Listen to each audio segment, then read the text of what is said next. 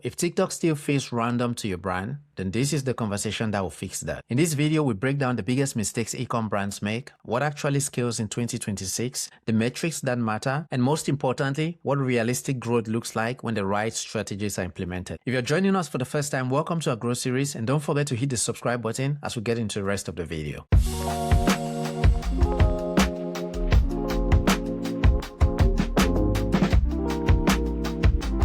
So Lei, before we talk about the strategy side of things, what's actually one of the biggest mistakes you see brands making on TikTok? I would have to say it's actually treating TikTok like another ad platform instead of an entertainment platform. So most brands upload polished ads that feels like it's commercial, and users tend to scroll past it instantly. So the brand scaling on TikTok understands that attention actually comes first. So if the content doesn't really hook people emotionally within the first few seconds, nothing else really matters. So the other mistake is relying too heavily on one creator or one winning ad instead of building a repeatable content strategy. Talk to me, how does one really scale on TikTok? You might want to walk me through the core strategy or what brands are doing right now. There are several ways to scale, but I'm going to focus on one of them. So it's actually creator-led content. So instead of putting all your budget into one influencer, we focus on getting a large volume of creators producing content consistently. Why it works is because TikTok rewards volume and testing. Different creators resonate with different audiences, and often the most authentic looking videos outperform expensive productions. So one creator might fail completely while another creator with 2,000 followers drives thousands in sales because the content feels real. So the brands winning right now are actually testing hooks, angles, and creators constantly. So this is actually the major way to scale on TikTok Shop. Producing organic content and running ads are also one way to scale, but we can talk about that in like another video. Let's say that a brand had about 3 months to get into TikTok and try to get some decent result. What would you say would move the needle for such a brand? I would have to say affiliate creator programs without a question, because when you activate creators through TikTok Shop affiliates, you create distribution very quickly because multiple people are posting about the product at the same time. So that actually creates volume, social proof, and conversion momentum fast.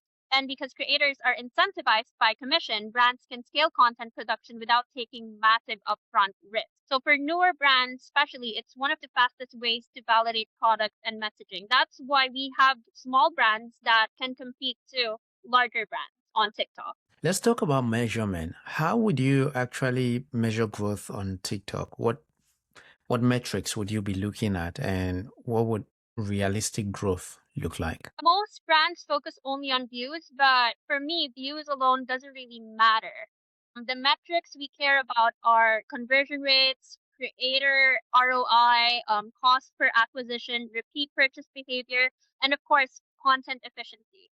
So we also look closely at watch time and hook rate because they tell whether content is strong enough for the algorithm to keep pushing.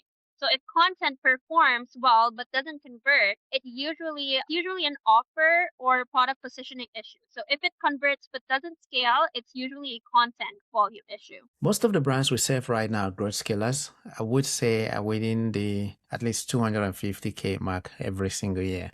And I assume those watching these videos would literally be in that kind of a bracket. So for those watching this right now, let's say that they have their Amazon, Shopify, or whatever store they're using that's going on fine for them, and they're looking to extend into TikTok. What's a realistic upside if they decide to execute these strategies properly? If the product fits TikTok well and execution is strong, TikTok Shop can realistically become a major additional revenue channel within 6 to 12 months. And that's what I keep on telling the business owners that I talk to. It's growing faster than Amazon when it was new. I've seen brands use TikTok Shop not just to generate direct sales, but also to lower acquisition costs across the entire ecosystem because viral content increases overall brand awareness.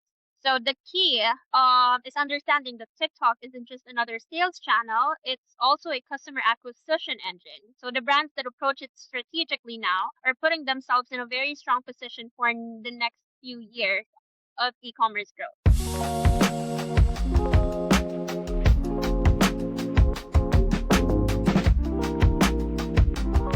those of you who are watching this right now, if you're looking to scale on TikTok, there's going to be a link down in the comments. You can speak to the team, would look at your product, where you are, and see realistically if your product can scale on TikTok, and then make you some better recommendations. And if it's a good fit, we can move on to work together. So don't forget to use the link down in the description, and also don't forget to share your thoughts. Larry, thank you for doing this, and I do appreciate your time and expertise on this. Thank you so much, Ari. And for the business owners that would want to scale on TikTok Shop, you can click the link below and we can talk about it, schedule a quick meeting, and assess your business if it's TikTok ready or not.